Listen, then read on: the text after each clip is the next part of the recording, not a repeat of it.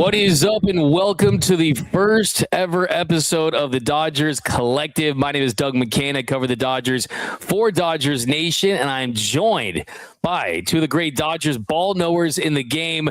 The Dodgers have great players. They also have great beat writers, and this man is by far one of the best, if not the best, the great Fabian Ardaya of The Athletic. Fabian, thanks for rocking with us. Also, Jerry Hairston Jr., of course, you know him, you love him, from Sportsnet LA, a former Dodger, World Series champion, the people's analyst. Where there's something needs to be said about the Dodgers, he's the guy that says it on air. And yeah, I think first and foremost, this show really is about just a collection of Dodgers minds, and the idea is who is as most invested, who's boots on the ground in the clubhouse, in the dugout, who speaks to the players the most. And certainly Fabian is certainly one of those guys. I want to say, Fabian, when you switched over to The Athletic and I saw a beat writer with WRC Plus in their article, I was like, I found my guy. I just, a big fan of your work for all these years. So, man, it's glad to have you on board here at the Dodgers Collective, my man.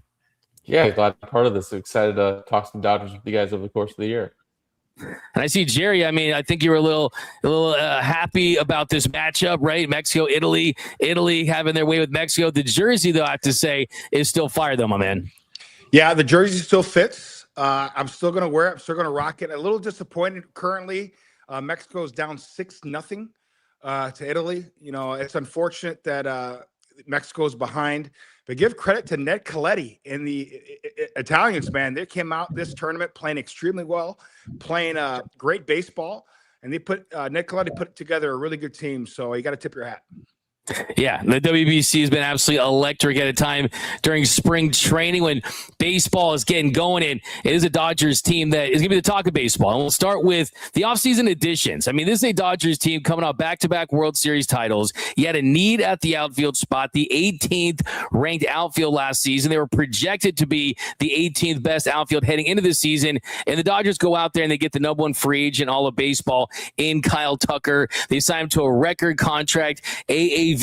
And this is a guy that really just completely changes the outlook of this outfield, Fabian. I mean, a team that last year, Teoscar dealing with the groin injury, the offense a little bit down. Paz, after the All-Star break, had a little bit of a slump there. Tommy Edman was injured at times. Mile Conforto struggled. I mean, the infusion of Kyle Tucker's level of talent just does a lot for this outfield. 100%. I think it kind of was a perfect marriage of a player and a landing spot. You're looking at the Dodgers obviously wanted to go short-term deal for an outfielder if they were going to add one this winter, because they know how good that farm system is for the field, how good it's going to be in the next couple of years. And having Kyle Tucker structure his deal the way he did it, where he has the opt-out after 2, conceivably, that's when, if all goes well development-wise, you'd imagine that guys like Josue De Paula are in the mix. Zaire Hope is in the mix. By then, James Tibbs and Zach Gerhardt probably already have been in the mix, or at least have dipped their toe in the big leagues. So you're sort of balancing future and present, also getting a little bit younger, which the Dodgers really need to do. I know Kyle Tucker isn't that young at 29, but compared to some of the other guys in that lineup, they didn't have a single guy under 30 years old in their starting lineup for Game 7. So it's all stuff that fit perfectly to what the Dodgers kind of needed, and now kind of played right into their hand, especially after the beginning of the offseason when they were kind of talking about there is maybe a pathway to go a platoon in left field with a Ryan Ward and Alex Call, try to make a run at it and see where it goes, unless a guy like Kyle Tucker kind of fell right into their lap the way the market kind of worked out. And how much do you think that last season, Jerry, the year that Kyle Tucker was having, where he got to an incredible start, he was hitting 291, had a 157 weighted runs created plus 17 home runs through June, then dealt with some injuries, wasn't the same hitter, fell into a little slump, didn't have the perfect Kyle Tucker platform season ending into free agency. How big of a factor that was into him just being available for that shorter term deal? I think that was a little bit of a factor, but really he got 10 years, I heard from a couple ball clubs. So I think when you see a guy like a Kyle Tucker and see him enter free agency, it's not just that walk year. You look up his entire body of work, and he was on the ascend the last couple of years. He's a former World Series champion, knows how to play the game. And listen, GMs understand when guys are injured, guys are playing hurt, you kind of prefer that. You guys, you want guys out there that are willing to go out there and put, their season on the line for their teammates. I think he did that. The Dodgers understood that. Did he play his best? No, but they understood that he was injured. A healthy Kyle Tucker, and I'm going to disagree with Fabian. Fabian, 29 years old is young, okay? 29 years old is young, especially with this Dodger team. Like you mentioned, Fabian, I mean, we're getting a little older. So the Dodgers needed to make sure they got a position player that was under 30, that has been productive and really is a complete baseball player. He's not just a slugger. He hits for high average. He runs the bases extremely well, and he is an incredible defensive player in right field. So Dodgers did an incredible job getting him on that short-term deal. I know it's a ton of money up front, but it's on the short-term deal to make sure they don't block their younger players in the minor leagues. Yeah, and you look at the numbers. I mean, since the start of the 2021 season, he's 10th among all position players in WAR, weighted runs created plus. He's been consistently one of the best hitters in baseball, top 10, top 15 guy at worst, really, when he's healthy, when he's right. But when you look at the market out there for him, Fabian, in his camp, is he looking for that 10-year deal at the right price, at the right contract level, or do you think that it was a combination of fit, wanting to win, wanting to be a part of what the Dodgers have going, which is winning multiple World Series titles and possibly not having to be that face of an organization? Typically, a guy at that price for that contract, he's your top draw. Doesn't have to be that for the Dodgers. Yeah, I don't know how much I've even written about him. I mean, though he's like, obviously his arrival in most other camps would be sort of the biggest news you can sort of imagine. But like, that's kind of the personality type. That's kind of why maybe he's such a good fit in Los Angeles. But in terms of like what he was kind of seeking, obviously like he kind of had whatever he kind of wanted out there. Blue Jays had a 10-year offer that was more than $300 million that they wanted to bring him in there. But also, the Dodgers weren't the only team that wanted to go short-term route with him. The Mets really tried to do that. Dodgers kind of outbid him there. So I do think it was a good personality fit. It's a good fit in terms of just what the Dodgers kind of needed in the type of contract the Dodgers needed. And remember, this is a Dodgers team that always has kind of been obsessed with the idea of these short-term deals where you can have some flexibility for both player and team. They tried offering essentially the same sort of structure to Bryce Harper way back when, and obviously he went for the 13-year deal for the Phillies instead. But like, this is obviously not necessarily a new structure for the Dodgers. They just got a player who that was really receptive to that, and also understanding that this is a window here, especially in the next couple of years, to really add on to the couple World Series they've already won the last 2 years. Yeah, and as far as fit in the lineup, I mean, Dave has already said, get about him at the 2-hole, move Freddie down to the 4, have him at cleanup. I mean, just think about a lineup that was already, on paper, really good to great. Last season, they had their struggles at times. What do you think the addition of Kyle Tucker as far as just lengthening the middle? I mean, we're talking about guys like Teo and Muncy, guys like batting 6, 7, that would be 3 or 4 for a lot of teams. I mean, on paper, this lineup is absolutely terrifying, Jerry. It is terrifying, but listen, the players have said it themselves. I know Miguel Rojas has talked about it. I know Max Muncy, Will Smith. They felt they didn't play their best, especially offensively. What they hit like 207 or 203 in the postseason and World Series combined. They know they didn't really swing the bat. So when you get a guy like a Kyle Tucker, I love the fact that Dave Roberts understands that he's under 30. He's 29 years young. You put him in the 2-hole along with Shohei Ohtani, who hits leadoff. Now you have Mookie Betts, who's a veteran, Freddie Freeman hitting 3-4. They're not really asked to run. They're asked to be run producers, to making sure that when they do hit that ball in the gap, if Sho's on second and Kyle Tucker's on first, both guys can score. So it's not as taxing for like let's say a Mookie Betts or a Freddie Freeman, not asking them to steal a lot of bases. So I love the mix of having Kyle Tucker in that 2-hole. And you also look at his numbers historically. Kyle Tucker crushes fastballs. You don't think Kyle Tucker is going to be hitting fastballs with Shohei Ohtani in front of him and Mookie Betts and Freddie Freeman hitting behind him? So I think it is the perfect marriage. Now, listen, make no mistake about it. Any combination would be great with those 6, 7, 8, 9 guys you have in the lineup. But I think for right now, that is the perfect fit. Get younger guys up at the top of the lineup and guys that are a little older, not old, a little older in Mookie Betts and Freddie Freeman hitting 3-4 so they can concentrate on just driving in runs. Yeah, and Fabian, you look at Freddie Freeman's been one of the best hitters in baseball for a long time now, and he did get some time in the cleanup spot last year. He had 96 times of the plate where he was third, 47 times of the plate where he was batting cleanup, and we know if you're the cleanup guy, I mean, you got 8 more times as with runners on than the number 3 hitter. So you're going to get 18 more times with runners in scoring position. There's going to be more opportunities for him to knock in runs. What do you think this does for him at this stage of his career where he's dealing with the ankle a little bit, but he's had success up and down the lineup? How much do you think he's embracing just this move to the cleanup spot, really possibly full time? Yeah, I think they'll also not just Freddie at 4 spot, but Mookie in the 3 spot. Like those are 2 guys who are probably 2 of your best bats of all guys in your entire lineup. Which, when you're considering the fact that Shohei's going to be on base, you're probably projecting Kyle Tucker to be on base. That might lend itself to sort of the run production the Dodgers are looking for. Obviously, both guys can slug, but they don't necessarily even have to slug in that sort of spot, knowing that who they have behind them in a Max Muncy, in a Will Smith, in a Teoscar Hernandez.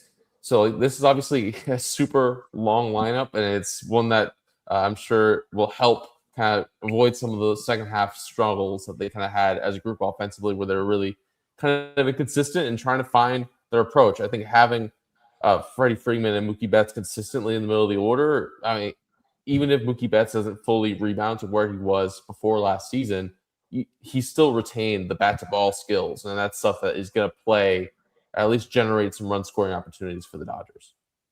And then you look at the bottom of the lineup last year, 7 through 9, they hit collectively 228, 294 on base, slugged 369. That was the 20th ranked on base percentage in baseball. What could this do for Shohei Ohtani, getting more opportunities with runners in scoring position, runners on base? I mean, Jerry, you're on a team like the Yankees or the Dodgers, and you're Teo Muncy or Andy Paz, Tommy Edman. I mean, you got to really embrace the fact you're batting 6th or lower, right?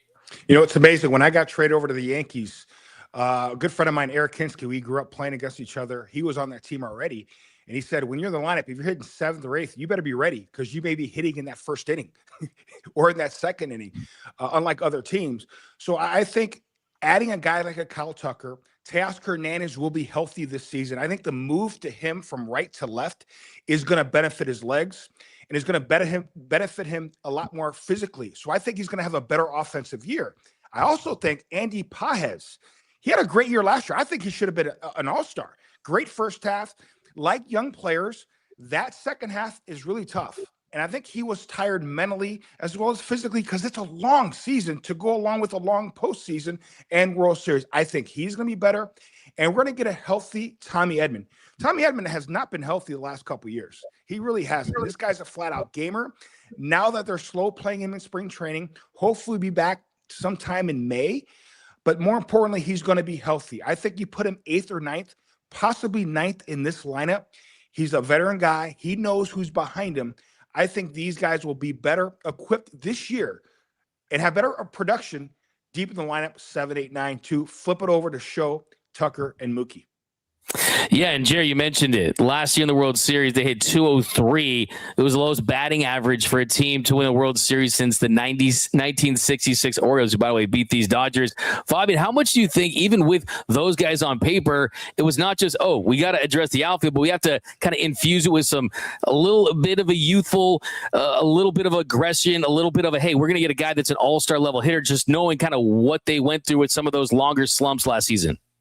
Yeah, I think that's definitely something that had things gone differently in Game 7. Maybe you're looking at maybe some more changes on the position player front for the Dodgers, because sort of acknowledging where things are age-wise with some of those guys. Teoscar Hernandez is a guy they listened on in trades, even after winning the World Series, just not because they were looking to move him, but understanding that, hey, if there is the right kind of package to try to get something for him while also getting a little bit younger, that's something that they were definitely open to listening to do. Obviously, they wound up keeping him. He's a guy who's going to be pretty important into their lineup, but they're understanding that these are guys who are a little bit older, especially when you're looking at a guy like a Mookie Betts, a Freddie Freeman, Teoscar Hernandez. So they're definitely going to be kind of relying on some of the younger guys to kind of help infuse some youth. Look at a guy like Andy Paz, like Jerry kind of mentioned. He kind of told me that he did kind of wear down last season because that was his first full season as an everyday player in the big leagues, and that kind of created some bad habits that he wasn't quite able to correct.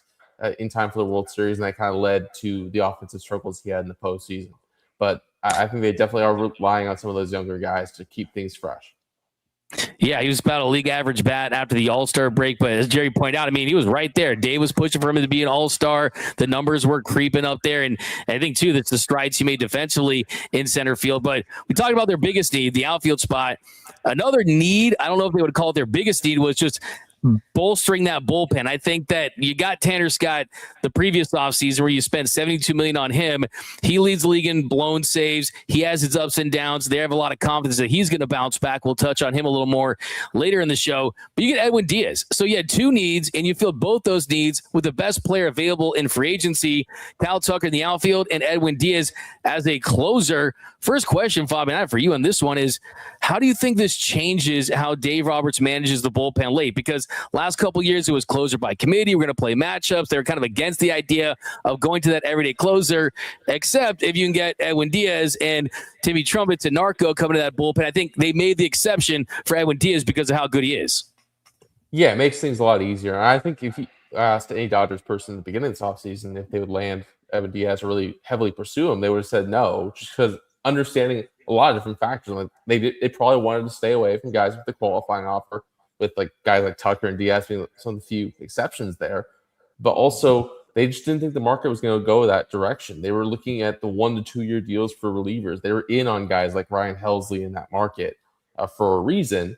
And obviously, when the market kind of shifted, a lot of the relievers moved early. They were in on Devin Williams. Then all of a sudden, Devin Williams gets 3 years from the Mets. Then they sort of pivoted. They're like, all right, we're willing to go 3 years on a reliever, which they weren't originally going to do. And Edwin Diaz was still out there. They engaged, and things progressed quickly enough that, I mean, Diaz went to the Dodgers before even getting the Mets to try to match. Like, that, he wound up being a perfect fit. Diaz obviously had some nudging from some current and former Dodgers, sort of speaking highly about what it means to be in LA, and it seems like he really wants to be there. And it obviously makes things a lot easier for the Dodgers. It sort of shifts Tanner Scott to a role where he doesn't have to be in the ninth inning every single time. Same thing where you don't have to necessarily put as much pressure on a guy like a Blake Trinan early on in the season, guys like that. And all of a sudden that bullpen looks so much deeper when you know the ninth inning is pretty savage. And the wild thing is about relievers, too, is that you look at last year, the Dodgers spent $30 million on Tanner Scott, Kirby Yates, and Brock Stewart, none of which appeared in the postseason at all. And then you lose Evan Phillips, Michael Kopech, Brusdar Graterol, Blake Trinan. I mean, you can talk about offseason additions when it comes to relievers, but the volatility of that position, Jerry, I mean, this is a pretty big investment. And I think that there's not a lot of guys that you can say, okay, this guy, when he's right, is going to be a lock to at least have the floor of success. Edwin Diaz certainly appears to be one of those guys, though. Without a doubt. You know, I remember right after the parade, I was in the dugout club, and I ran into somebody who is pretty high up. Let's just say he can make decisions.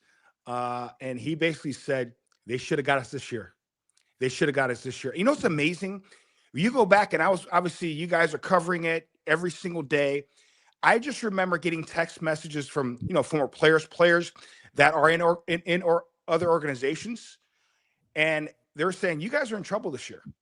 And you know what? They were right. Our bullpen did not perform very well, especially heading into the postseason.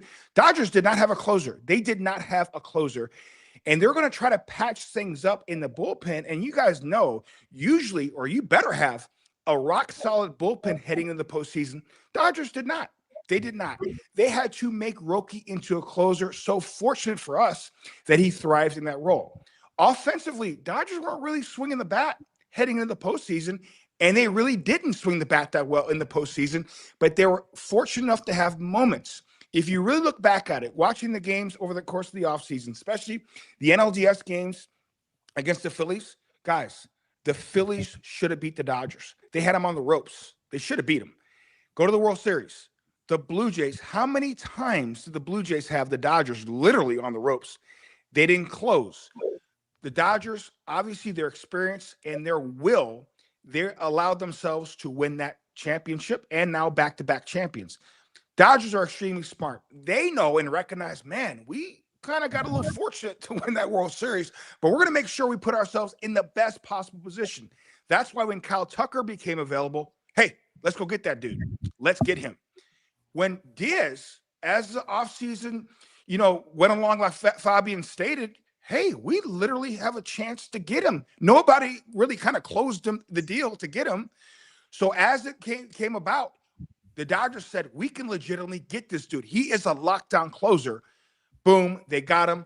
And it's so fortunate that the Dodgers, because what they've done is lay down a foundation. They made it the place to be. Yes, their teams have tons of money. Other teams have, chances to win. The Dodgers had the 5th best record last year heading in the postseason. Not the number 1, not the number 2. They had the 5th best record. But what they do is they make sure just about every single year, they make it a great environment for players to come and play. Diaz asked his brother, hey, what's it like being a Dodger? Hey, if you get a chance to go over there, go over there. He asked Kike Hernandez, brother, you got to come here. So they make it so enticing to come here. And I'm telling you guys, big league players talk. I've had opportunities when I played to go to this place. My brother said, Jerry, don't go there. Or vice versa. Hey, man, I'd probably look to go elsewhere. Or our friends, they're in the big league. So Dodgers have made it the place to be. It's a vibe. Don't knock the Dodgers for making this the place to be. And they've been rewarded because just about every player that has a chance tries to get here.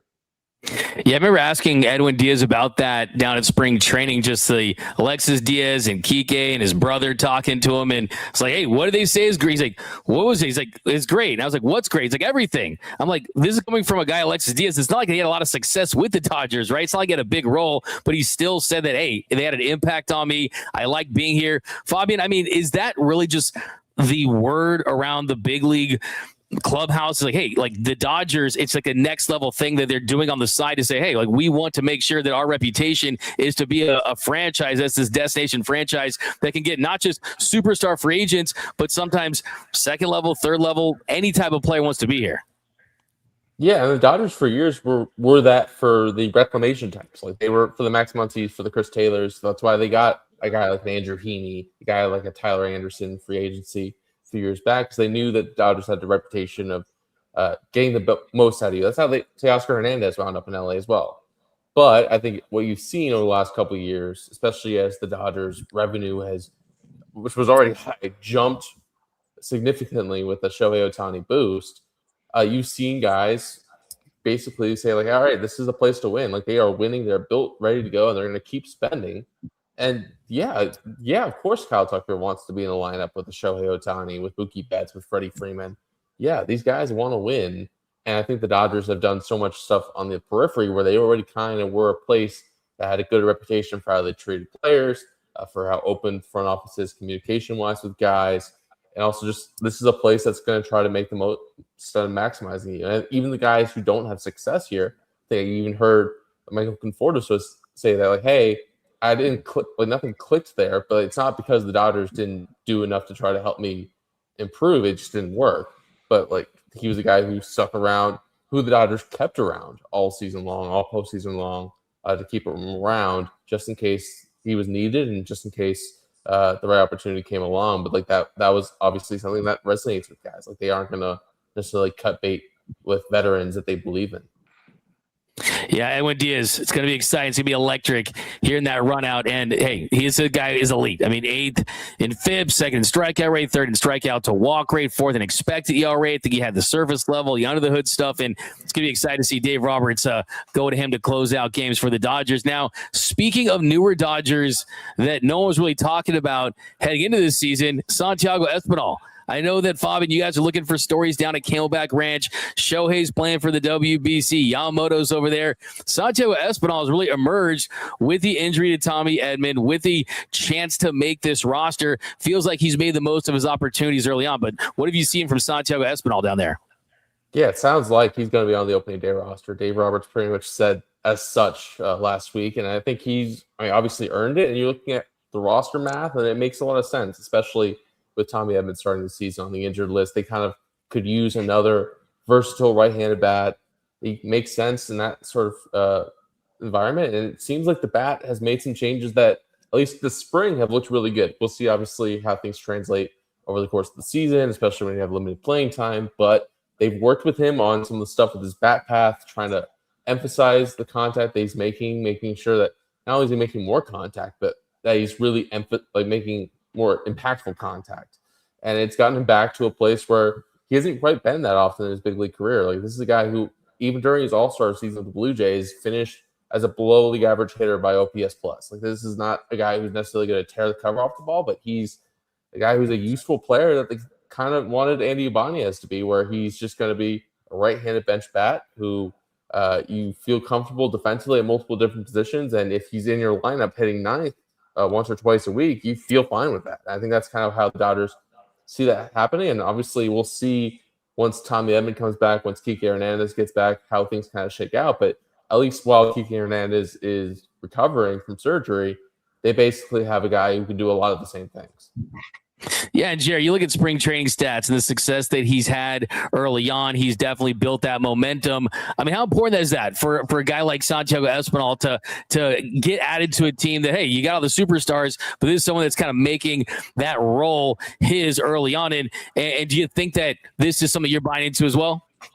Yeah, I am. He's a veteran guy that knows how to play. I think that's the most important thing. You get a guy that knows his role, and he's been in the big leagues. He's not going to get phased by playing in LA. And like Fabian stated, if he is in that 9-hole once or twice a week, he knows how to have those type of at-bats with Shohei Ohtani behind him. So I love the fact that they have worked on his swing and has a higher contact rate, and he's squaring up the baseball a lot better. So again, getting a veteran guy on your ball club that knows how to catch the ball, knows how to needs to be at certain situations, whether third, short, or second base. If you need him, if something happens to, let's say, Miguel Rojas, who can't play for a couple days, you could put in Santiago and you'll be just fine. You know he's going to catch the ball.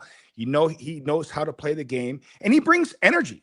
It's always great to have guys that are still young, but have played the game and are hungry to win. That's another thing, too. You want guys in that clubhouse that want that taste of that championship, that kind of continue to push those guys in the months of June, July, August. So it's great insurance policy, and I love the fact that he's having a great spring. And with Tommy Edman out, I mean, you got Kim in there, but they didn't really have that Swiss Army knife player they used to have with Kike and Chris Taylor and guys like that. How important do you think that was in just the calculus of making sure he's in the mix? I mean, he said himself that Dave told him he's got to be ready everywhere. Corner, outfield spots, even first base, third base, shortstop, second base. How much do you think that was a part of it as well? I think versatility is so huge. They value that, because you never know. Something happens in the course of a game. You want a guy that could be able to play everywhere. Just like you mentioned, Kike Hernandez, CT3 in the past, and Miguel Rojas really can play all four infield positions. So it's so important to have guys to complement the superstars. You can't just have 25, 26 guys of the same player. That's not going to work. You got to have guys that complement each other and know their roles. So it's important to at least have 3 or 4 guys on your roster that can play a variety of positions. And Fabian, if you kind of look at just the overlap when everyone's healthy with Kike, with Tommy Edman, and we know they're going to prioritize Rojas and Edman and those guys. I mean, even if he comes up and he's playing for this team for a couple of months and he's having success, and whatever happens after that, really, if those guys get healthy, they kind of want to put themselves in a position where you have as many options, right? Yeah, you want to have those tough decisions, and obviously kind of baking in, like we've been hammering on all shows, like this is a veteran team. I think they're kind of baking in the idea, like some guys are going to miss some time. Like we've seen guys like Max Muncy miss about a month or so every single year for the last 2 or 3 years. Like you're seeing other guys, like that was just one example, but like they're kind of baking in that guys are going to have to miss time, whether it be even a guy like Miguel Rojas is going to be a little bit banged up. And you're sort of looking at Tommy Edman, they kind of want to manage his workload. Obviously, Kike Hernandez is coming off surgery, so they want to manage him as well. I think they know that injuries can sort of keep opening the door for opportunity for a guy like Espinal, but also like if they're in a spot where it's late May and Kike Hernandez is getting ready to come off the injured list and Santiago Espinal is performing, like it makes for a difficult decision, especially for a guy who doesn't have minor league options. But I think the Dodgers are fine having that difficult decision, and they can sort of maximize that, whether it be spinning them off to get something else for the future, or you're sort of figuring out different ways to get creative with your roster. And as far as Hye-Sung Kim goes, he had the success early on.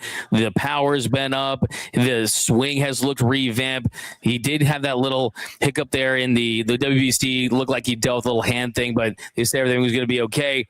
Where do you see him? Do you think it's just a lock at this point? He's on the opening day roster. Him, Miguel Rojas at second base, being the backup center fielder? I wouldn't say he's a lock, but I think he definitely has the inside track between him and Alex Freeland, because both those guys are kind of essentially fighting to be the strong side of a second base platoon, with Miguel Rojas probably getting a lot of starts against lefties. And I think Kim has a slight edge for the reasons you mentioned. Like, he could play center field, which they don't really have a true backup center fielder behind Andy Pages. I thought it was notable Alex Call got a start in center last week, just in case to sort of keep that option available. But that sort of gives him an inside track. Also, the fact that his swing does look better. It did look better, at least against big league competition early on in the spring. It's been kind of a continuation of what they worked on last spring, where they want him to get to a spot where he is so athletic, but they want to keep the athleticism while minimizing the moving parts, so that way he can have better adaptability. He can get to high velocity, but also he can still be ready and stay back for some of the spin that they're going to try with him low in the zone. And that really left him kind of vulnerable at spots last season. Obviously, the surface numbers were pretty good for him offensively, but you saw in a lot of ways, especially down the stretch, he got exposed in a lot of ways, particularly pitching, where the strikeout rate went up. And he wasn't slugging enough, and he probably won't slug enough to ever make up for striking out that rate. So, and also for his credit, like, Alex Freeland has been exactly what the Dodgers kind of needed him to do all spring long. He has looked more comfortable. They're even speaking highly about how his right-handed swing works, and that was something where last season when he first came up, they were not trusting him to take any at-bats right-handed. I'm sure during the season, if he comes up to the big leagues, it'd probably be something similar, but the fact that it looks better than it did this time last year kind of helps his case even further. But yeah, like you mentioned, I think Kim has the inside track, but not necessarily a lock for second base. Yeah, and that start that he had when he came up, it was unsustainable. I mean, 422 in May, and then we saw the numbers kind of dip as the season went along, but still use him as a pinch runner, defensive substitution. I mean, how much do you think, Jerry, just the role and the tools that he brings in, as well as that backup center field spot that says, hey, we're going to kind of go with Kim, let Freeland develop a little bit, has those options. But as Fabian pointed out, I mean, switch hitter. I mean, he brings a lot to the table too, that some things that Kim doesn't bring. So it's going to be pretty interesting to see how that progresses for both those guys. If Kim doesn't hit early on, do they consider looking for Alex Freeland later on? Yeah, I think right now Kim has the inside track because he brings so many different things that the Dodgers really don't possess. I mean, he has outstanding speed. He can steal a base. You could put him on the bench and bring him in the 8th or 9th inning when you need a stolen base. He can provide that. You can put him really anywhere in the outfield, second base, shortstop. He can pick it. He's a tremendous athlete.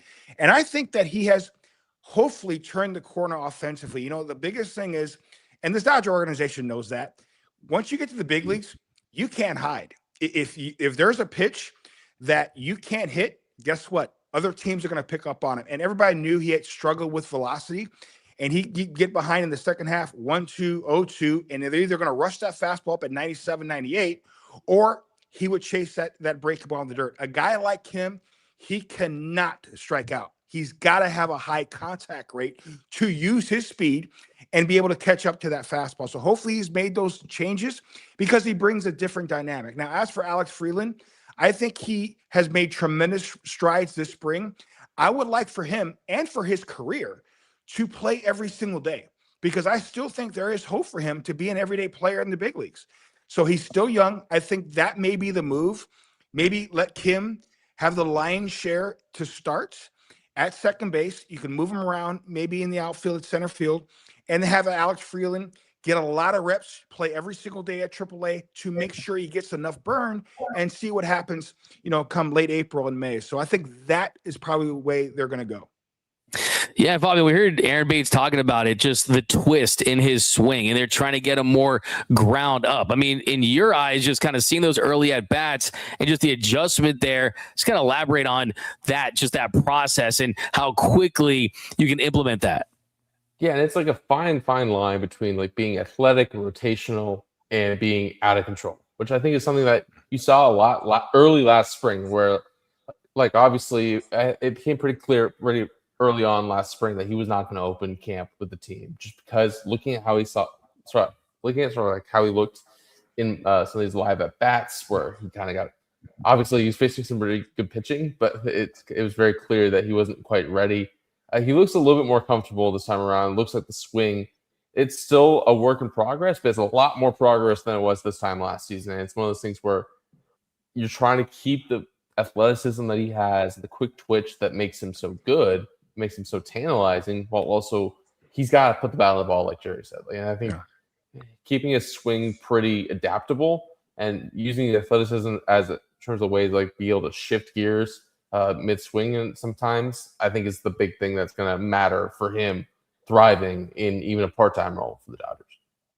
Yeah, and he just feels like an extremely determined guy. I was talking to him, and he said that, hey, I had a bad first year, and then I'm working all off season because I want to make that opening day roster. And he apologized to the fans for his performance. I'm like, hey, man, it's your first year in the show. Relax, give yourself some time. Hey, you did talk about it on our last show as far as the race, him and Dave Roberts, and definitely want to kind of tap back into that. I mean, it's kind of one of those things you look back and you're like, did that moment change the entire universe where Dave Roberts is racing Hye-Sung Kim, Dave Roberts falls, the team has a laugh, and they win the next two games and win the World Series? I can't help but think that was, even if it was a very small moment, definitely it was the moment that this team needed. Fabian, you said it last time that wasn't intentional by Dave Roberts. I still think I'm going to take it to my grave that Dave gets the Academy Award for that, and he knew what he was doing. But, I mean, you said otherwise, right?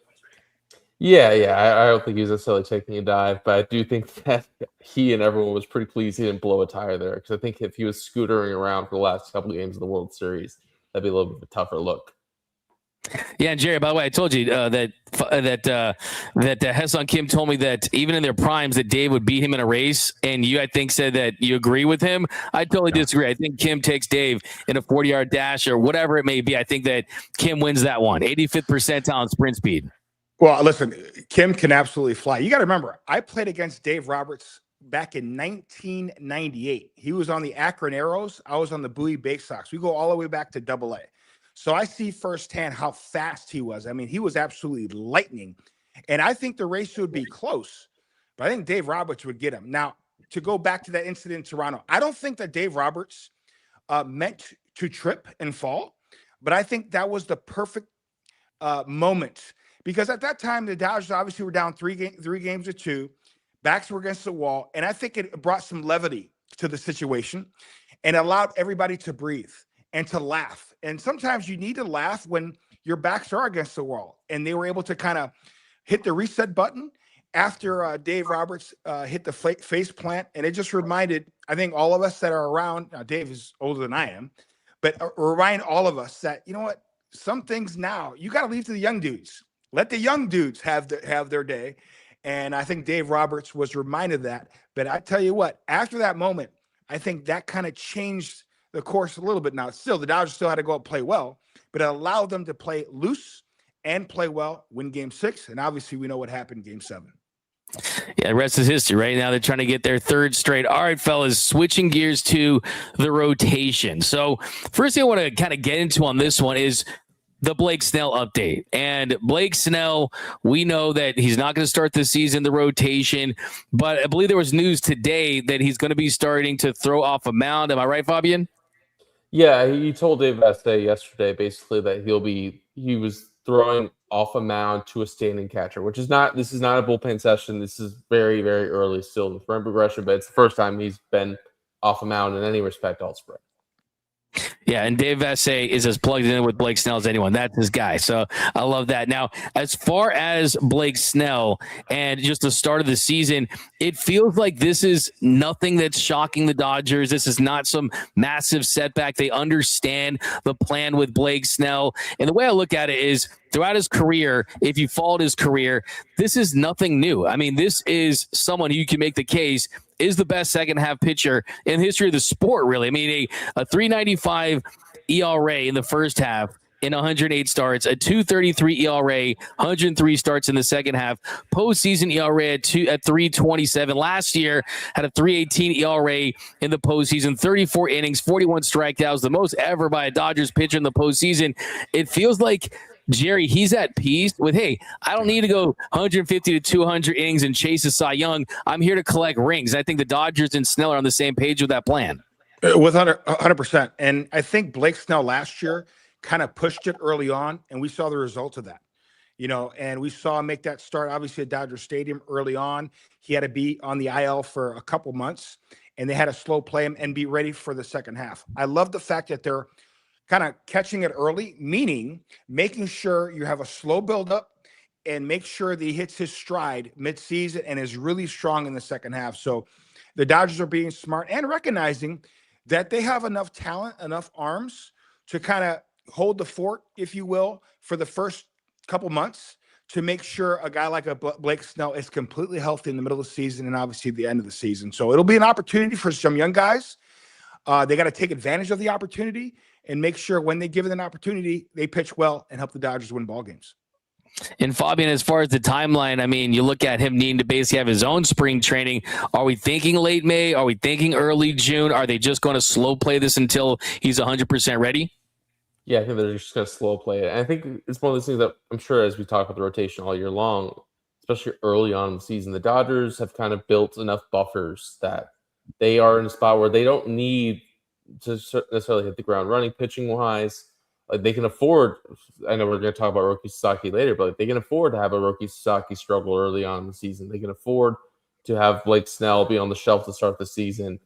Having Gavin Stone have a setback with the shoulder, that's something that would sink a lot of ball clubs when you're sort of banking in like what they kind of need for the rotation. But for the Dodgers, they're in a spot where they can absorb it for right now. Obviously, each sort of injury kind of takes away a little bit from the depth that you're kind of talking about, but they're still in a spot where they've given themselves more than enough margin really to absorb this, to not necessarily rush it. And I think one of those things that they've kind of stressed with players for years, and I think maybe it took a year for Blake Snell to fully understand, is that you aren't here for the regular season. You're here for October. And I think as long as he's kind of in shape, in line pitching wise for October, like that's one of those things that is all that matters to the Dodgers. Yeah, and that certainly feels like it's part of their secret sauce. I mean, you look at last season, you had 5 starting pitchers who were exclusively starting pitchers that started games of the regular season. They had 17 pitchers start games in 2025, 17 in 2024, 17 in 2023, 12 in 2022. I mean, this is what they do. And I think one of the really interesting storylines heading into this season is Clayton Kershaw made 22 starts for this team last year on a sub-4 ERA.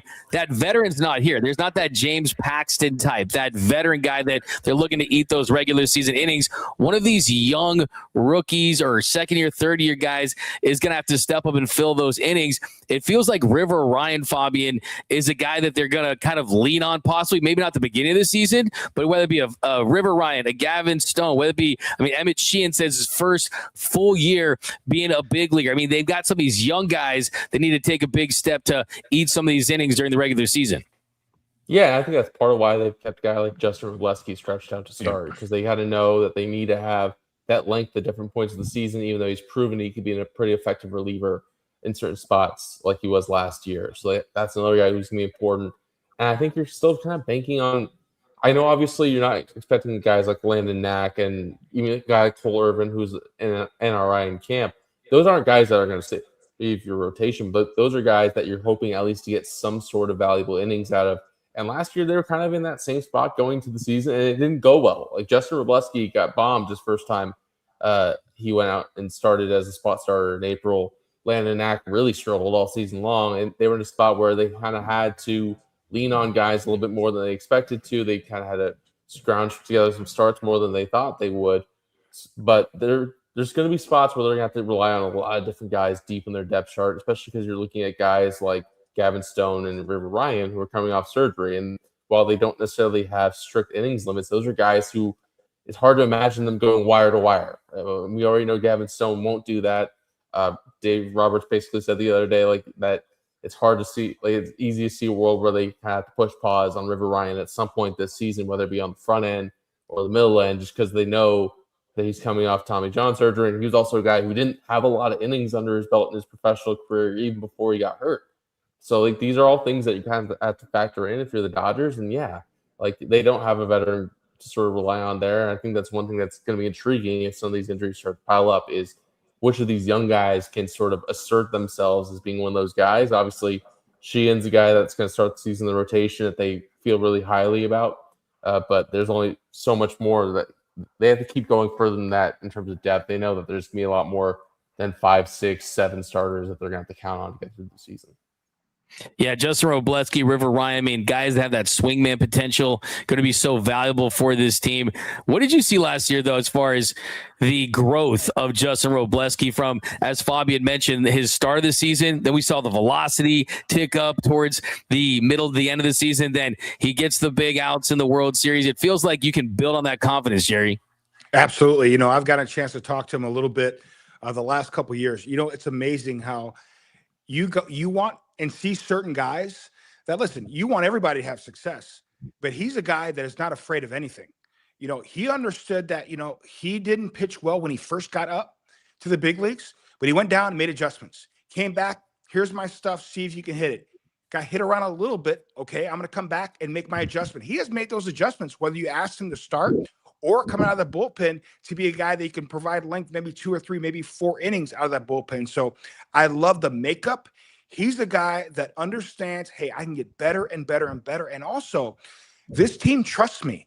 So I'm going to make sure I'm prepared. I think that's the biggest thing that a lot of the young guys are in A-ball, AA, AAA. Yeah, the big roster Dodgers, and they got so many stars. The Dodgers do a tremendous job of drafting guys. And here's the thing, too, and Andrew Friedman touched on this a couple weeks ago. The draft is set up for teams like the Dodgers not to succeed, because they're always picking dead last in the draft. And they do a tremendous job of scouting, drafting, but also, probably more importantly, developing these guys and making sure that, yes, they may have a hiccup or 2 or 3 when they're young, but they keep developing them and they're able to take off like a Emmett Sheehan, right? In the past, like a Walker Buehler, right? Corey Seager, Cody Bellinger. They develop these guys to make sure they can have success at the big league level. That's something that's lost. And these guys understand that, hey, if I do well at the minor league levels, they're going to give me a chance. And they're giving these guys an opportunity. And that's why they haven't gone out and signed that veteran guy to be that 5th or 6th starter. They're going to trust the young guys. And they got to take advantage of this opportunity. So it could be a combination of guys, River Ryan, Gavin Stone, when he's getting back. When he's back throwing again and healthy, maybe River Ryan's brother, he's in camp, you know, so they can give opportunities to a lot of guys at the minor league level, and hopefully they take advantage of the opportunities to help this rotation out. Yeah, and even you mentioned, I mean, a guy like Jackson Ferris, right, who they acquire in the trade with Michael Busch, who he was blocked out of position, wasn't going to get playing time, so they find a way to get him and Zaire Hope, and they're 2 of their top prospects. Jackson Ferris, Fabian, have you had some eyes on him during spring? I feel like he's a sneaky, maybe later half of the season, maybe gets an opportunity this season. Yeah, it's been one of those things where he has to continue to make strides forward. I think last year, I don't want to say he regressed, but it certainly wasn't the leap forward that I think people were anticipating. The command still wasn't quite sharp. He got really slider heavy at points. He had some good moments in spring. Obviously, his last spring start, he got scratched because of a minor adductor issue. He was fine. Like, he was throwing a pen the next day.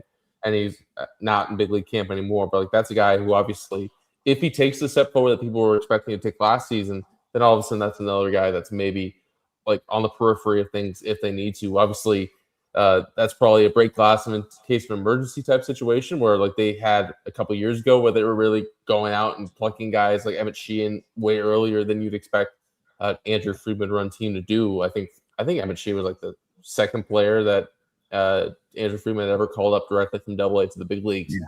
So like that's the type of scenario it might take to get Jackson Ferris up there. But I think that with a strong year that they were kind of anticipating from him last year, then all of a sudden like you're in AAA and all of a sudden you're knocking on the door and you never really know when your opportunity is going to come.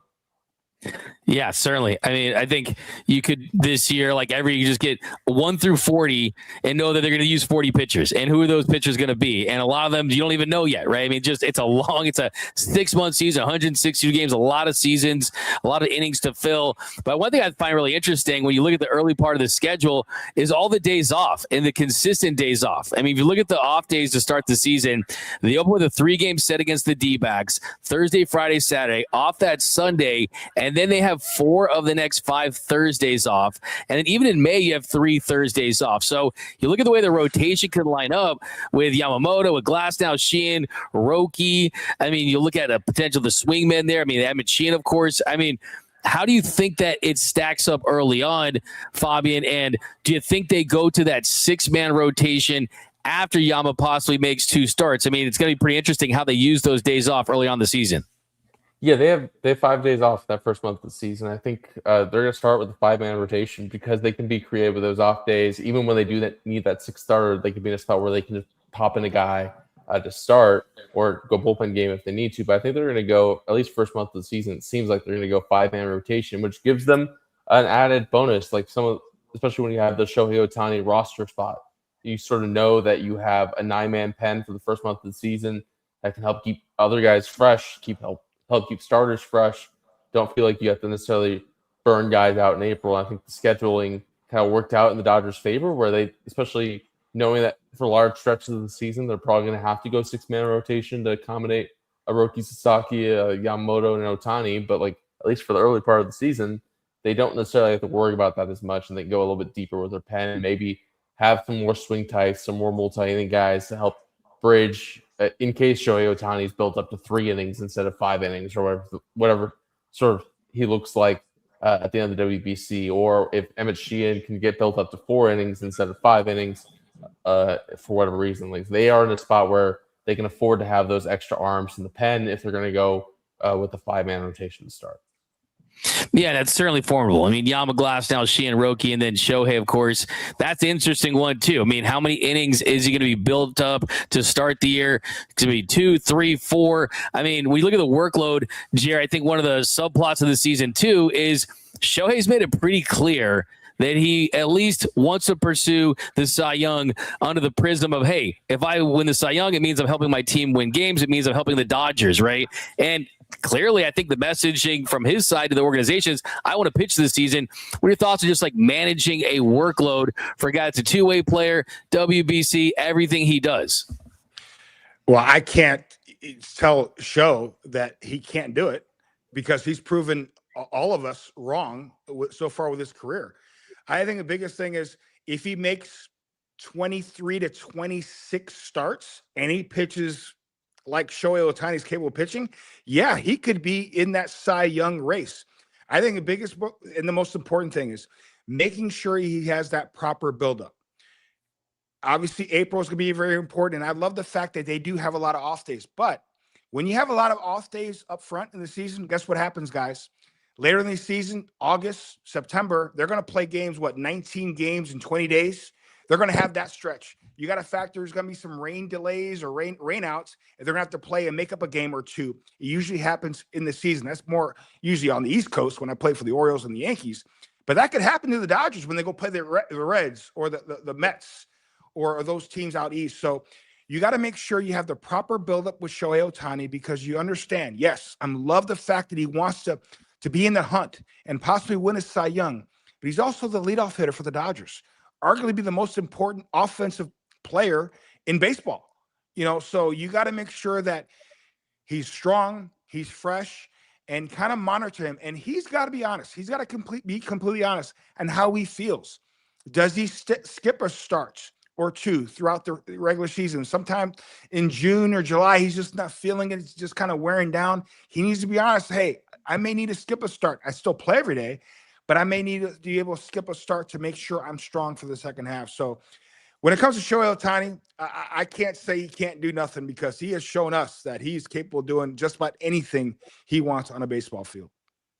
Certainly, for sure. And it is the first year we get to see him go wire to wire as a 2-way player. But Fabian, what are you hearing? I mean, what are your just expectations early on with him on the mound? Yeah, I think a lot of it's remaining to be seen. Like we have to see where his buildup is at after the WBC. We don't have a lot of details on what he's been able to do in terms of like facing hitters or getting stretched out.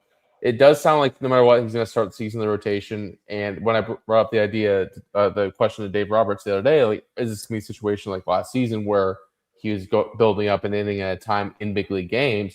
He said he didn't quite think it would be quite like that. It won't be a full buildup. So I'm sure they're anticipating that possibly up to 3 innings he's kind of ready, just kind of speculating. I like that to start the season and see how he kind of builds up at a minimum. But they're also in a spot, like I mentioned, where they have the extra relievers. They can sort of use some piggyback situations if needed. If for some reason he comes in and doesn't have a full starter's workload ready to go. But even if he does, then you're in a spot where I think, even like Jerry kind of mentioned, like there's going to be spots over the course of the season where they probably do skip a start with him, and they understand that you're playing the long game here, even though he wants to go wire to wire pitching wise. Yeah, there's certainly the depth there to get creative if they need to, and they're going to do that. Now, as far as Roki Sasaki, we know first couple of spring training starts working on stuff, and he had some ups and downs, but by all accounts, he pitched very well in that B game. Were you there, Fabian, and what did you see from Roki? Yeah, I was there. It was basically just the media and like pretty much every single Dodgers front office person you could think of. I think it was probably, I don't know if it's necessarily intentional, but it's certainly convenient that that game started at the same time as the Cactus League game did, try to keep eyes away from Roki Sasaki as he's continuing to work through things. And the thing is, taking away from that, it's hard to really gauge in terms of the raw numbers of it, because some of it is very clear. Like these guys for the White Sox system, like a lot of them were guys who either ended the season in Double-A or going to start the season in Double-A, had not seen a forkball quite like Roki Sasaki's before. So that's probably a result for a lot of the swings and misses there. I think what you can come away feeling somewhat encouraged with is the fastball command. That first inning worked, first batter, he sprayed a couple, but after that, it seemed like things were in a better place. Dave Roberts said the velocity was 98 to 100. We didn't get, obviously, a good look at the metrics like we would in a Cactus League game, but it seemed like things were kind of dialed in a better place, and Roki Sasaki feels like he's in a good place with his mechanics in terms of having a mental cue that he feels he can repeat at this point. Obviously, that is kind of a game of whack-a-mole, but if your mechanics are in line, then all of a sudden things come a lot easier for Roki Sasaki. So it's an encouraging start. I'm not sure how much you can read into necessarily the raw numbers of it, but also, like I kind of mentioned from the outset, like this is a spot where the Dodgers are going to start him in the season in the rotation, and they can afford to let him struggle just because if that's what sort of happens. They can afford to have him struggle if that's what happens, just because they know they don't need him to be good right now. But they also know that if you start him in the minors, then he's away from some of your top development guys, or maybe you risk losing him mentally, or there's a trust thing there that maybe it gets thrown into the air if you start the season with him in the minors. I think they know that their best team in October probably has Roki Sasaki firing on all cylinders. And if you can tap into that, it's more likely that's going to happen in big league games. Yeah, I think you touched on it right there. I mean, we know that some of the numbers weren't great. We know sub-5, 4.72 ERA, 34 and a third innings. Some of the other stuff wasn't great, but that forkball was still a special pitch that opponents just really couldn't hit. But it feels like it's between the ears as far as, hey, taking the next step. And Dave Roberts said there's a boost of confidence, having 9 strikeouts. Jerry, how much do you think is the mental side for Roki, just putting it all together? I think that is a big issue with Roki, but here's the thing. That's not necessarily a bad thing. Here's why. We know Roki Sasaki is a gamer. We saw it. We saw it on display in the biggest moments. As a closer, Philadelphia, Dodger Stadium, dealt. He performed at a high level. So we know what he's capable of. I think the biggest thing for Roki, I think he tries too hard. I think he needs to understand that I don't need to hit the 400-yard drive every time as a golfer. If I use a golf analogy, I can use different clubs in my bag. I know hitters talk about it all the time. Pitchers need to talk about it as well. You don't have to throw 100 miles an hour all the time. Work on hitting your spots. Work on getting ahead. Throw that breaking ball. Throw that fork ball early in the count for a strike. Understand that I don't have to throw 100, and then if I try so hard, I'm behind in the count 2-0, 3-1. Guess what, guys? Big league hitters, if they know a fastball's coming, guess what? They're going to square it up. They're going to square it up. So he needs to understand is, hey, take a step back. And I think that's why they had him pitch in the B game. It was kind of like a press the reset button. Hey, let's take a couple steps back, work on hitting your spots. If the velocity is there, great. But the most important thing is stay out of the middle of the plate. I'd rather him throw 95, 96 with some movement on the corners than throw 101 down the middle of the plate. I'm telling you guys, hitters rather see 100 mile an hour down the middle of the plate because they know to get the bat head out there in front and square it up. So I think that's the biggest thing is understanding I don't have to try max effort every single pitch. Be a pitcher. Yamamoto, you see how smooth he is. Shohei Ohtani has changed his delivery. Now we came with the Dodgers. Instead of just staying in the stretch, he's a lot more smooth, and it's not max effort every pitch. That allows them to be more efficient. And when you're more efficient, guess what? You can pitch deeper in the ball games. Yeah, and the big talk really has been about that third pitch and adding cutter, two-seamer, gyro, slider. I don't even really know how they're describing it essentially, but I mean, Fabian, like we saw last year, he kind of ditched it in the postseason. They kind of simplified his mix a little bit towards the end. How have you seen that develop? And do you think that early on he's going to go to it as much, or is it kind of a situation where if the fastball command's there, the forkball is effective, or do you think they kind of live through those growing pains with the development of that pitch early on? It's been hard to really evaluate, honestly, because the fastball command has been so inconsistent. I think if he's not in a position where he can even get ahead of guys, it's been hard to really see him use it outside of anything other than a get me over pitch to try to throw for a strike. So it's hard to really get a full evaluation of it. I think the biggest thing is, like, more than getting the third pitch at this point is sort of dialing in the mechanics, getting into a spot where he can consistently command the fastball, play the forkball off of that. And even if he's not quite able to turn the lineup over 2 or 3 times, you still need to have at least those signs of progress first before you start talking about really getting that third pitch dialed in. Yeah, and we talked about it on the last show as far as like the pelvis issue and the kind of the rotation. It feels like he's put that behind him. And you talk about a mental cue. It feels like he's a lot closer to just getting to a level where his floor is big league pitcher. I think that's my fear with Roki, is that there's so much damage against him that there's a talk. Do we send him down? Like, do we shut him down a little bit? Is there something else going on? I think just the baby steps and then taking the big leap is kind of the path for him, it feels like. Yeah, I think that's the thing. They need to have it in a position where he can gain some momentum, where he's not feeling like every single outing he's chasing the strike zone. He's chasing just getting ahead of guys. If he's in a spot where like he's in the zone, getting some early contact, basically what you saw the last couple innings of that Reds outing he had, where he was able to just get in the zone, get them to put the ball in play, get ahead and count. Then all of a sudden, 2-strike count, you're going to get more likely to get a chase on that forkball. You're in a position where you're attacking and ahead of guys. Then everything else comes a lot easier. So I think that's the big thing that they need to get him to. It's basically make sure that there's a consistent sort of level we can get to delivery-wise, and then at that point, to borrow one of Dave Roberts' common phrases, like then you're in compete mode. Like then you're just focusing on getting the next pitch in the zone, staying ahead, and then letting your stuff kind of play for itself. And Jerry, he's 24, right? And last year was his first year, not only in the show, but living in the United States and transitioning to a new league in a new country. That has to be a factor too. That's a huge factor, and I think now that he knows he could pitch here, I think that's the biggest key. He knows he can pitch here. He's had success here. Now is fine-tuning his mechanics. I love that interview he did, I think, after his start in the big leagues. I know he got in big league spring training. He got knocked around that first inning, but he came back in that second inning, and he said he found his mechanics. It looks like he was able to carry it over to that B game. Hopefully he now carries it over the rest of spring training, and then obviously the regular season. The stuff is there, and we know the makeup's there. He just has to be consistent with his mechanics. Absolutely. And hey, it's there. It's gonna come. Now, when I end the show, talk about Fabian's last piece for The Athletic. It was an incredible read. Fabian, of course, essential reading for all Dodgers fans. And this one featured Dalton Rushing. And I think that's another interesting subplot on this team is this is a former top prospect in this organization that really doesn't have a path to being an everyday player for this team.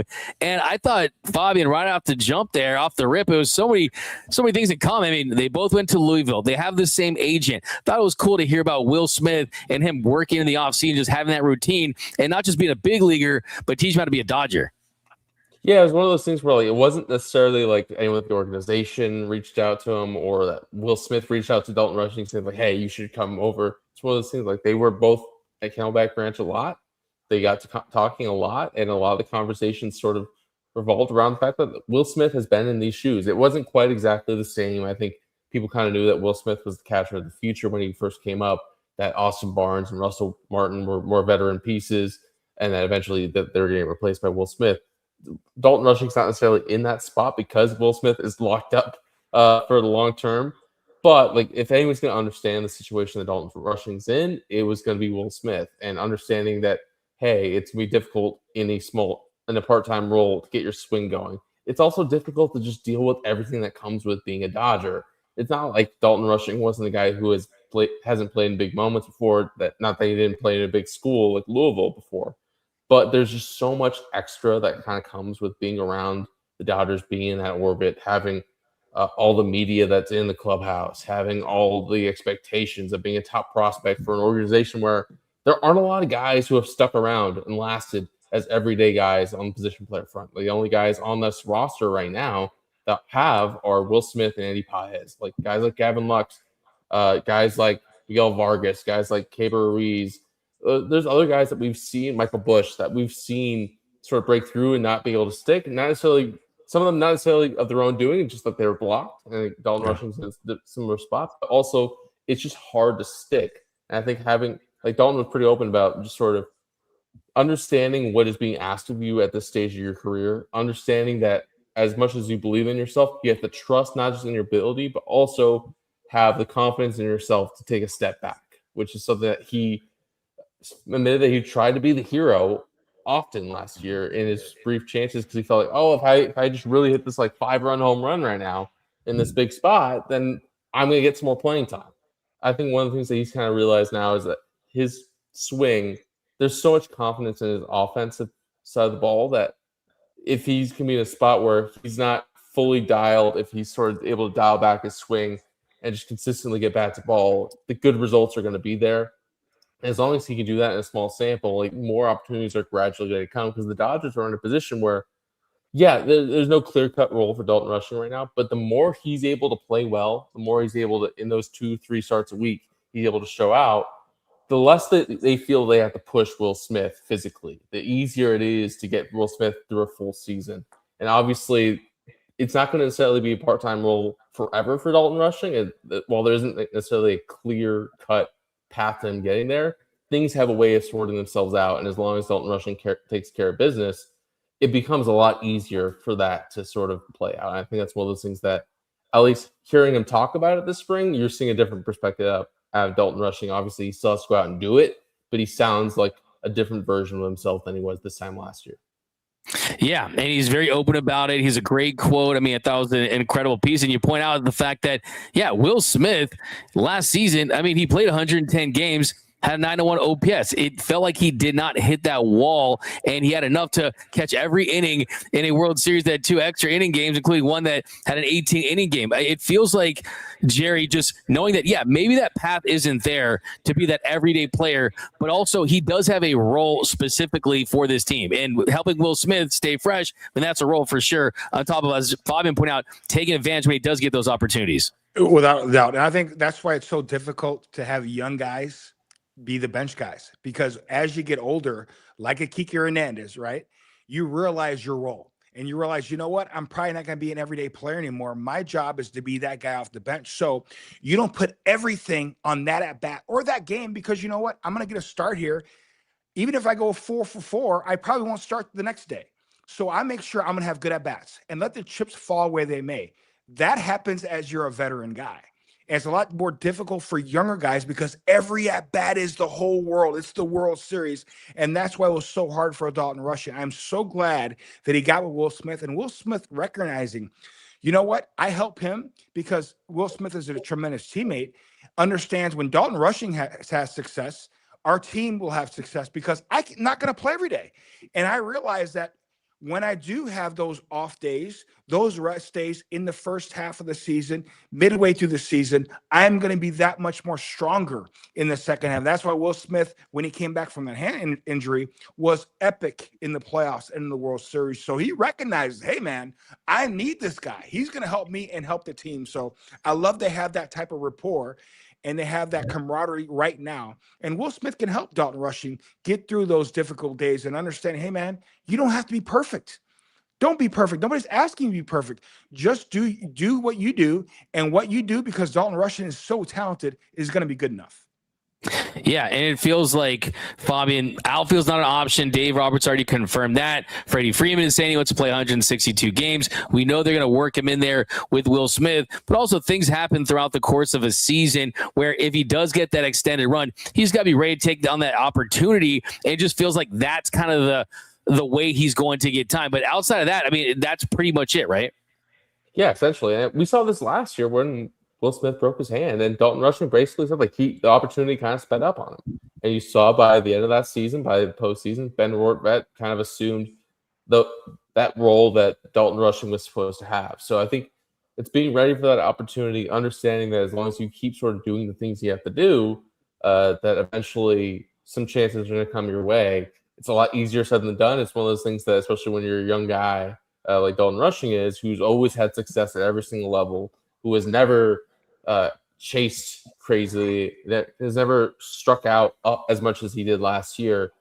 You're feeling like in the moment, even it's one of the things I asked, like, is that one of those things that you're kind of like feeling in the moment that things are kind of speeding up? It's like, yes, you know it in the moment, but so there's not necessarily anything you could do to stop it in the moment as much as you kind of are conscious of what's happening. So I think now that you've gotten this chance to take a step back, to have some of those conversations with veterans like Will Smith and with others, it's kind of helped sort of have a fresh perspective. Obviously, we'll see how he handles it when he's back in it again. It's easier to sort of say that in spring training when you're kind of feeling good about yourself, but it's one of those things where at least coming into the spring, he's got a good perspective about it. Yeah, just hearing him speak, seeing the way he carries himself, hearing the way the coaches say he conducts himself in those meetings, it does feel like he's a older, wiser 25-year-old that hasn't really established himself in the bigs, but it feels like he's kind of built for this. And he's just a guy, he's pretty candid. I remember asking him a couple of years ago, like, hey, have they told you anything about your role in this team? And usually you just get the cliche answer. And he told me, my role is to help Will Smith to get to the Hall of Fame and to get him more All-Stars. I'm like, wow, that's pretty bold for you to say that. And then, too, it kind of fits with what you guys were saying earlier, where there's some of the culture of this team. I mean, you look at Will Smith in your piece and kind of taking Dalton Rushing under his wing a little bit and working out with him in the offseason. You look at last year, Miguel Rojas working with Mookie, making him the best shortstop he could be. Teoscar Hernandez and Andy Pages. You always see those connections throughout this team. And as a former big leaguer, Jerry, you got to appreciate that about this team. You do appreciate that. And that's why you need each other to push each other. And you got to understand, you never know what happens throughout the course of a season. It's unfortunate, but guess what? This is the big leagues. Just like any other sport, you're going to have injuries. So if you're just sitting back, well, I'm not going to get any playing time. This guy's ahead of me and I have no chance. I'm just going to sit back, and boom, an injury happens. And you're in that role for the next month, 6 weeks. You're not prepared. So you got to make sure you continue to stay on your game, because you never know when your opportunity is going to happen. You never know what happens in this game as well. You could have a 2-week, 3-week burst and you get a chance to play every day and you absolutely ball out no matter who you are. And then something happens where the Dodgers need a need, and then another team comes trade for you. And you're now playing in the big leagues on another team, and you're playing every single day. That goes for everybody. And that's what Miguel Rojas was saying. That's what you have to be. That's the mindset. You got to make sure that you are ready to perform every single night, because you never know when your opportunity is going to come in the ninth inning. That game, somebody could have a moment where my calf feels tight, and you got that at bats in the ninth inning, and you got to win the game. So that's why everybody has that mindset. I got to be ready to play when my number is called. And last one here, and I don't want to rub in your. I mean, the final is 9-1. 9-1. I've been watching. It's 9-1. It's a great game. It's a great game. It's a great sport.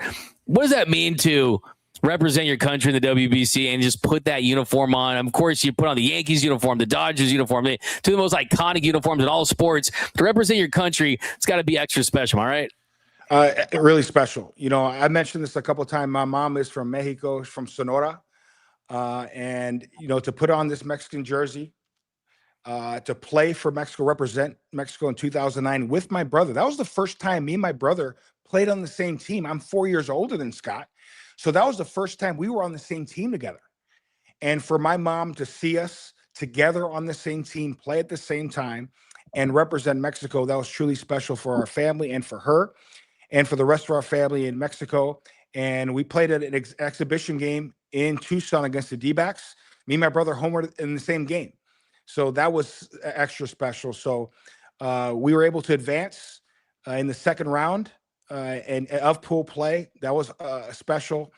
And just a great group of guys. Fernando Valenzuela was on the coaching staff. Vinny Castilla was our manager. Adrian Gonzalez was on the team. Jorge Cantu, Rodrigo Lopez. So many great players. We just had such a great time, and it was an honor to represent Mexico. So I know my brother Loved it, and we had a tremendous time. And my mother still talks about it to this day. That's great stuff. Who you got winning the rest of the tournament, though?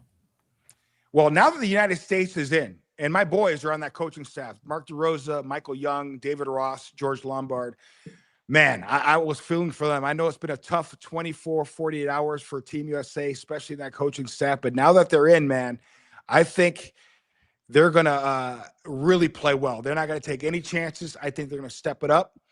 I got Team USA winning it all now. I was hoping Mexico and Team USA would both advance together. Obviously, that's not happening anymore.